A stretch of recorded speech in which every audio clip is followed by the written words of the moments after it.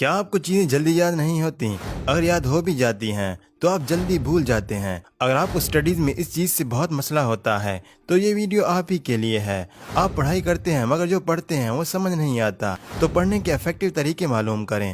آج ہم آپ کو بتائیں گے کہ کیسے پڑھنا ہے جس سے آپ کو آسانی سے سمجھ آ جائے اور آپ کو چیزیں لمبے عرصے تک یاد رہیں۔ پڑھائی تو سب کرتے ہیں، دن رات پڑھتے ہیں، مگر پھر بھی کچھ چیزیں سمجھ نہیں آتی اور سمجھ میں آ بھی جائیں تو یاد نہیں رہتی۔ لیکن ایسا کون سا طریقہ اختیار کریں جس سے چیزیں جلدی سمجھ میں آ جائیں؟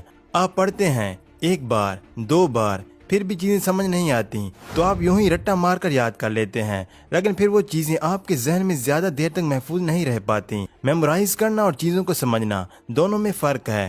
کچھ چیزیں یاد تو رہ جاتی ہیں مگر سمجھ نہیں آتی۔ جب ہم کسی چیز کو یاد کرنے لگتے ہیں تو بار بار پڑھ کر اس سے اپنی میموری میں محفوظ کر لیتے ہیں۔ ہمیں لگتا ہے کہ ہمیں سمجھ بھی آ گئی ہے، مگر وہ میمورائزیشن عارضی طور پر ہمارے ذہن میں محفوظ ہو جاتی ہے۔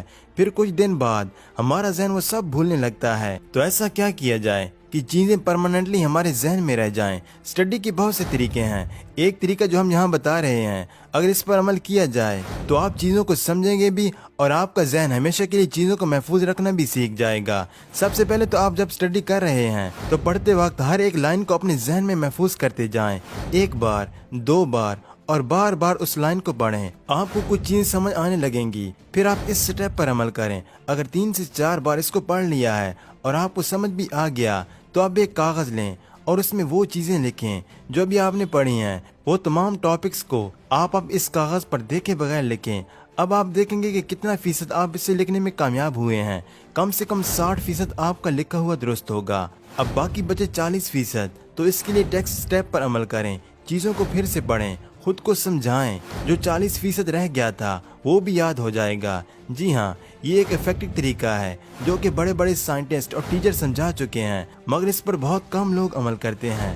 اکثر اس طریقے کو نہیں اپناتے اور اپنی پڑھائی کے لیے پریشان رہتے ہیں، مگر اس طریقے کو اپنانے والے ہمیشہ کامیاب اسٹوڈنٹ بن جاتے ہیں اور ہائی مارکس حاصل کرنے والے اسٹوڈنٹس میں ان کا نام شامل ہوتا ہے۔ اگر فرض کریں آپ نے نیوٹن کا 3rd لا پڑھا ہے اور اسے سمجھا ہے، لیکن آپ کو ڈاؤٹ ہے کہ آپ کو وہ یاد نہیں ہوا یا ہمیشہ کے لیے ذہن میں محفوظ رکھنا ہے، تو سب سے پہلے آپ نے پہلے والے سٹیپ پر عمل کرنا ہے، مطلب یاد کی ہوئی یا سمجھی ہوئی باتوں کو خالی صفحہ پر لکھنا ہے۔ اس کے بعد دوسرے سٹیپ کی طرف آتے ہیں۔ آپ نیوٹن کے 3rd لا کو اب کسی دوسرے انسان کو سمجھائیں، کسی ایسے انسان کو جس سے 3rd لا کے بارے میں بالکل بھی انفارمیشن نہیں ہے۔ جو آپ نے پڑھا اور سمجھا وہ آپ دوسرے انسان کے ذہن میں منتقل کریں گے۔ یہ بات ریسرچ سے ثابت ہے کہ انسان کے میموری میں وہ چیزیں محفوظ رہتی ہیں جو ہم دوسروں کو سمجھاتے ہیں یا اس ٹاپک کو ڈسکس کرتے ہیں، تو وہ ٹاپک مزید کھل کر ہمارے سامنے آ جاتا ہے۔